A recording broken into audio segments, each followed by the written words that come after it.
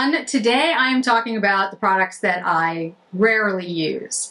This was a suggestion from one of you out there. I'm so sorry, I've forgotten who recommended it, but I think it's a great idea to talk about the products that I don't use and explain why I don't use them. I want to say overall, a lot of it has to do with the fact that I have, let's face it, too much makeup. I say that just speaking for myself.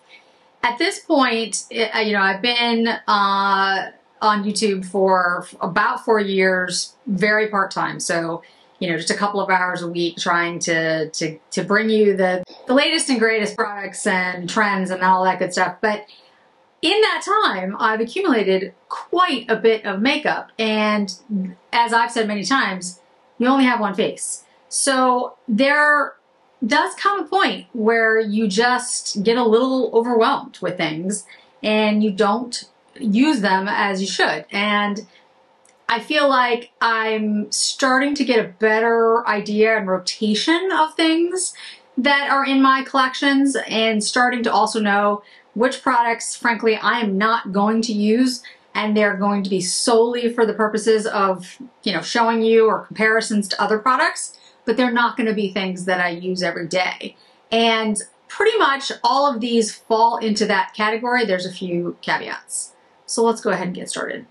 The first thing is the foundation. Now you might notice when you look at my face today that it looks more perfected. My skin looks, depending on how you want to say it, better. There's very few flaws in my skin, at least on camera. And that's because I'm using more of a full coverage foundation, which I just don't do anymore. Interestingly enough, when I was younger and my skin was better, better is a subjective term, but I didn't have rosacea yet. I didn't have, as much aging because I was younger. I actually used a fuller coverage foundation. And I think it's because when you're really young and your skin is very supple and you put on a full coverage foundation, yes, it looks like full coverage, but it doesn't age you because, again, you're young. The older you get, the more your skin ages. A full coverage foundation can definitely age you. It can settle into lines and pores, and it can look cakey if your skin is drier, all those things. I find for myself, I feel more comfortable in a tinted moisturizer / light coverage, glowy foundation. So my heavier coverage foundations, I just don't wear anymore. It's not something I do. So this is one of the most expensive foundations on the market. This is the La Prairie. This is a beautiful foundation. It looks gorgeous on. As you can see me applying it, it's the Skin Caviar Concealer and Foundation, has SPF of 15. It's extremely creamy. It goes on beautifully. It's really easy to apply. It leaves behind a beautiful finish. It looks absolutely stunning on the skin. I don't know if it would work as well for oily skin folks because it does have a very creamy consistency, but it is thick. So I would also say that I certainly wouldn't wear it in really hot weather because it's a heavier cream concealer foundation. I think in the winter it might be more comfortable. But if you can see, like, the finish on it is beautiful. It actually looks really nice on my skin. It doesn't accentuate pores or anything. But it just feels, at this point, to me, almost like a mask on my face. It feels like, too much coverage. However, you may be one of those people who likes a full coverage foundation. If you are, this is a beautiful foundation. It's very expensive. Very, very expensive. And I'd also say you want to test it out in the store to find your shade. I am shade Porcelain Blush. Perfect match for my skin. I think, again, it looks gorgeous on. It's going to give you a beautiful finish. It's just that, one, it's very expensive, and two, it's very full coverage. So I just don't use it. The concealer on top of the bottle, and there's a little mirror actually, is actually a great concealer. If you're looking for something that is very creamy and gives good coverage and is easy to put on, I'm actually using the mirror that's in the case. I mean, it's It's an excellent concealer. It doesn't settle on the lines. It's extremely creamy. Again, very, very pricey, but works extremely well. I don't use it because I just am not using a fuller coverage foundation these days. Blush. This is the Gucci blush. This shade is actually quite lovely. It's rosy beige. The packaging is adorable. Why I don't use this, to be honest, I don't have a great reason. I think it's because I have so many blushes and they just all, come so quickly that I end up using ones that are newer to me and also creamier. This one is a little bit more powdery, but the rosy beige Gucci blush is a stunning shade. It reminds me a lot of the Chanel, why can't I think of the name right now? I'll put it down below, that I have finally. Mocha, sorry, Mocha. It reminds me a lot of Mocha. It's a beautiful shade. And honestly, in doing all of this, I was like, I really should use this more. Gucci is not my favorite blush brand by any means. And the other shades I didn't like as much, but the rosy beige is actually quite good. So I think the reason I wasn't using it is just that it wasn't in my, recent purchases. Bronzer. Okay, so the reason I'm not using this bronzer is because it doesn't exist anymore. This is Edward Bess. This was Edward Bess, and this is in Daydream. If Edward Bess ever comes back in its original formation, this is a luminous bronzer, which is absolutely stunning. I got this at Barney's, and it's light. Like, there's not a ton of pigment here, but for someone like me, it's perfect, and it's just super, it's a beautiful formula. It's finely milled. It just looks stunning, and I don't use it because it doesn't exist anymore. And I feel like there's a part of me that, knows when it's gone.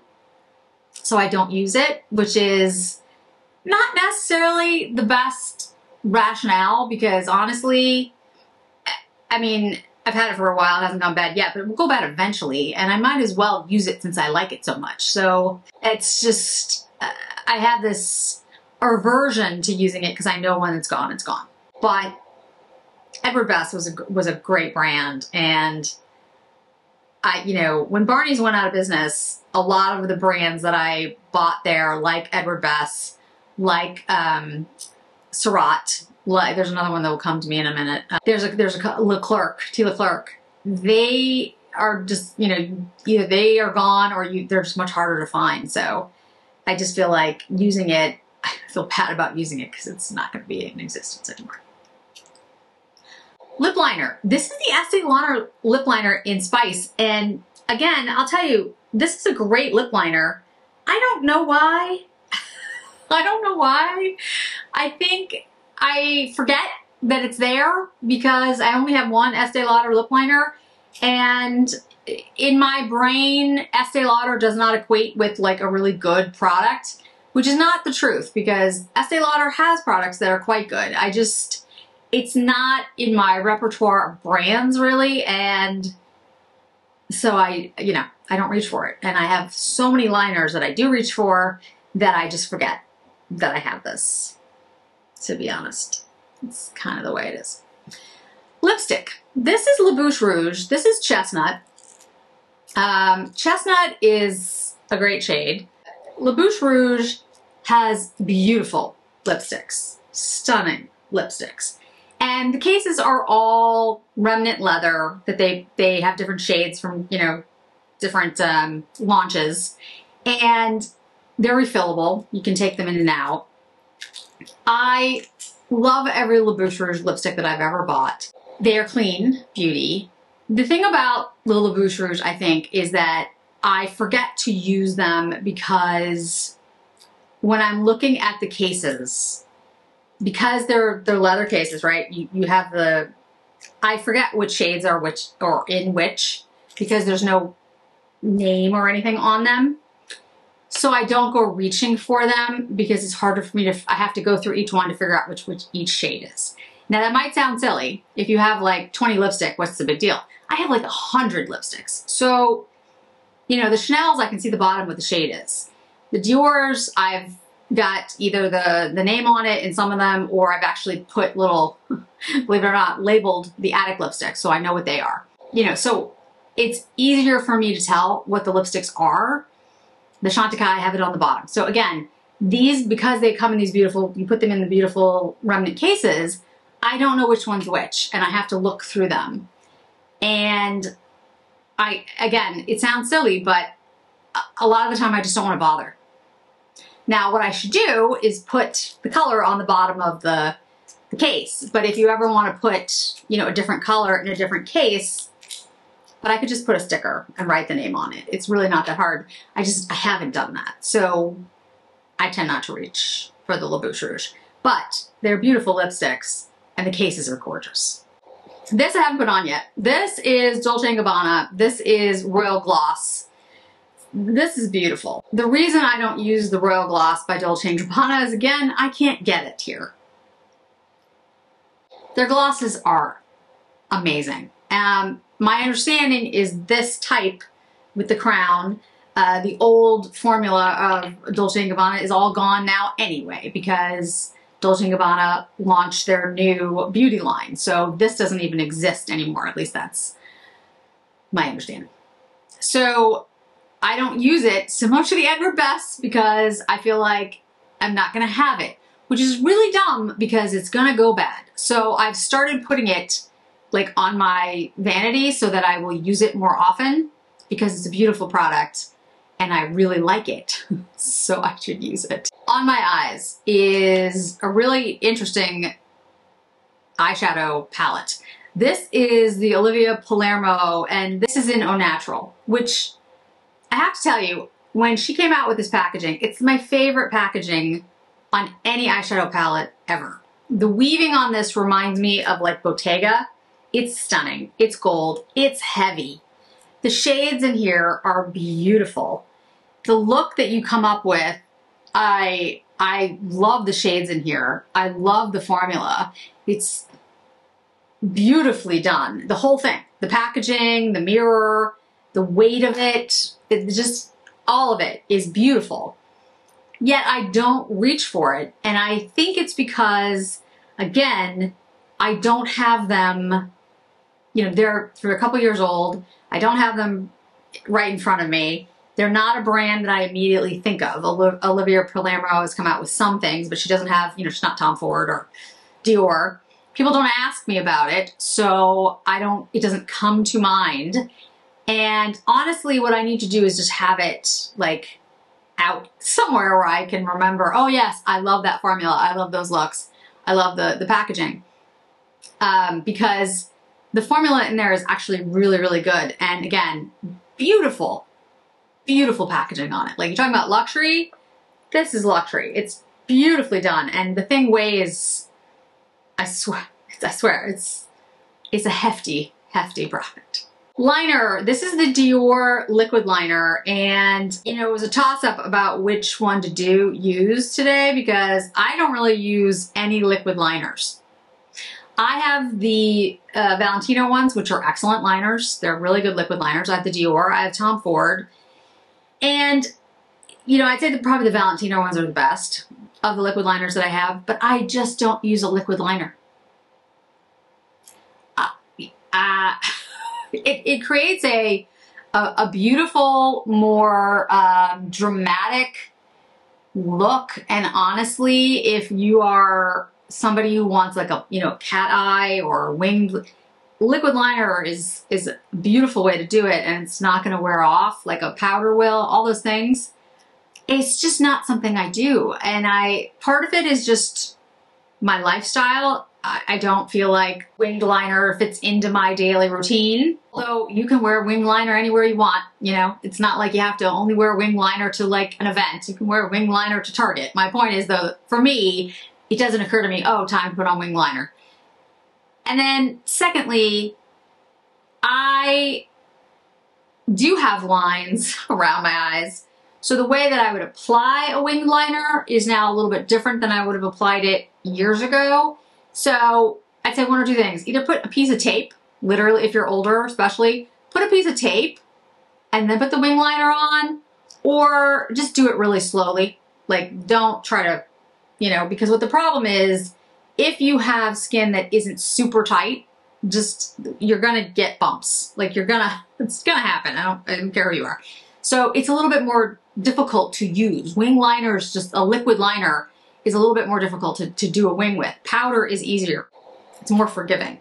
So I think that's why I don't do it. And again, my lifestyle doesn't really prompt me to do it because I'm not doing an overcomplicated look most of the time. Like, this makeup that I have on today, like, this is, especially the eye look, because it's more, I spent more time on it.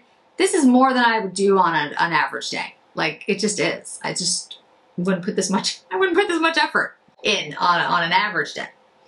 And then last but not least is the mascara. Now, the mascara, which I seem to have just lost, where did I put it? Put it back in my drawer, is the Valentino. This is the Valentino mascara, and it's actually a really good mascara. It is very volumizing, like very volumizing. But what I find with this mascara, and you can see my lashes, like, they're definitely, they're voluminous. And you can build this up, by the way. Like, you could actually put even more of this on. You're gonna get a little clumpy, but if you're somebody who doesn't mind that and you want, you know, a little bit more like thickness, you can do that with this. The thing is, again, if you're going for a more no makeup, natural, soft look, the Valentino isn't that. The Valentino is more like dramatic. It's Valentino. Valentino, just as a brand, is more like that.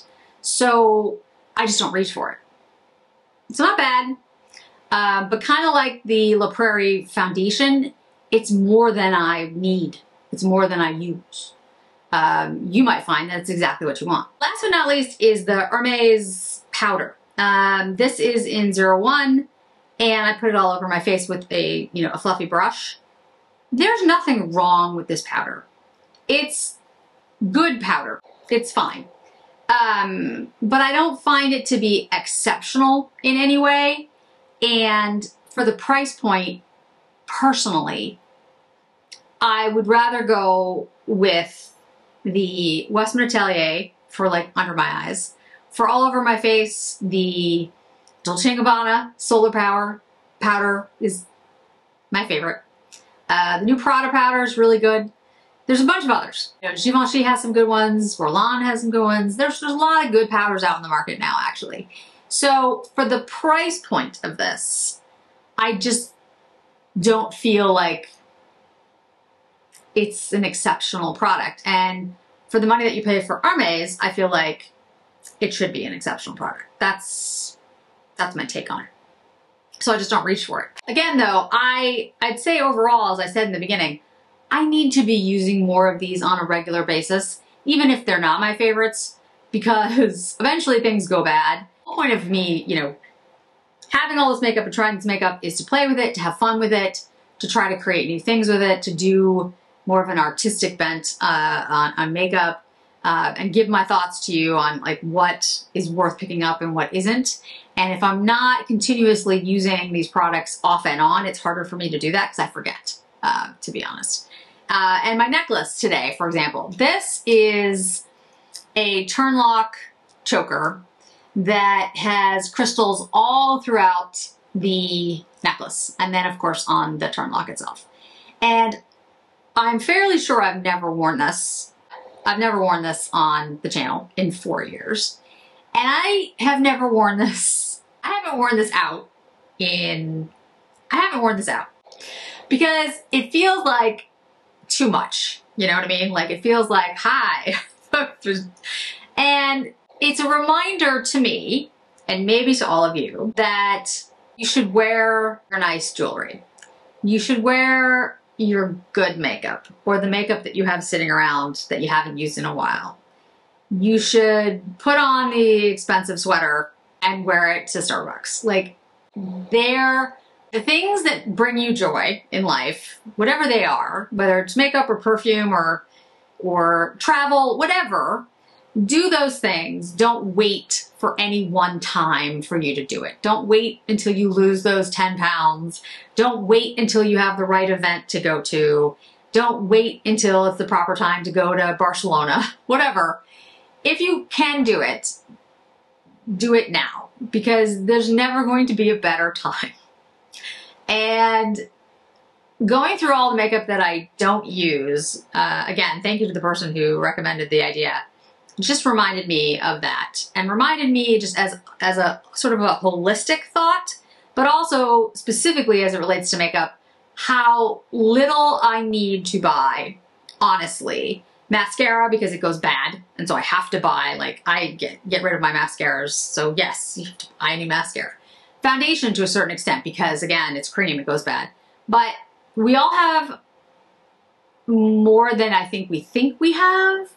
And so don't necessarily, you know, go for that new thing immediately. I'm not saying don't buy things. Absolutely, you know, I buy, you know, a lot of things. I'm just saying maybe take stock of what you already have and how, you know, you can use it and incorporate like a new thing into that. I'm going to be doing some like clothing bags videos coming up, basically talking about like taking one new piece or one expensive piece, like one luxury item piece, and kind of pulling it together with some less expensive items that you probably already have, or taking like one piece and then how you can add different pieces to it to create a wardrobe. Because I think we all feel at times like we have a million things in our closet, but we don't have anything to wear. And I also think there's this, you know, if you're looking at fashion, especially now, there's fast fashion, which for many reasons is less desirable. And then there's luxury fashion, which costs a fortune. And I mean, it's gotten out of control, like how expensive it is. So how do you build a sustainable wardrobe with some pieces and kind of figure out like how to pull those things together? When I was young, before I went to law school, I wanted to be a designer. I pulled out some of my old designs, you know, from years ago. So I've been purchasing luxury beauty and fashion and bags and ready to wear and all those things for 30 years. And I feel like I haven't talked as much about that. So I'm going to talk a little bit more about that in some upcoming videos. Hopefully it'll be helpful, because the fashion industry is confusing at best. And the options out there sometimes are just, you know, not only some of them are bizarre, but you can't really figure out how like you could actually put a wardrobe together and not either spend a fortune or have clothes that fall apart after like 5 wears. So I'll try to find something for you guys in the middle. So guys, that's it for today. I'd love to hear your thoughts. You know, what makeup do you have that you feel like, you know, is sitting in a drawer somewhere that you're not using, and why? Is it like me that for the most part it's because, you know, you just have too much? Or are there things that you don't particularly like and you didn't return them, you kept them? Or are they things like the Edward Best where, you know, it's gone when you're done with it and you're babying it, even though that doesn't make a heck of a lot of sense. At least, you know, I know it doesn't, and I'm still doing it. Thanks so much for joining me today, guys. I really do appreciate it. I hope to see you in another video really soon.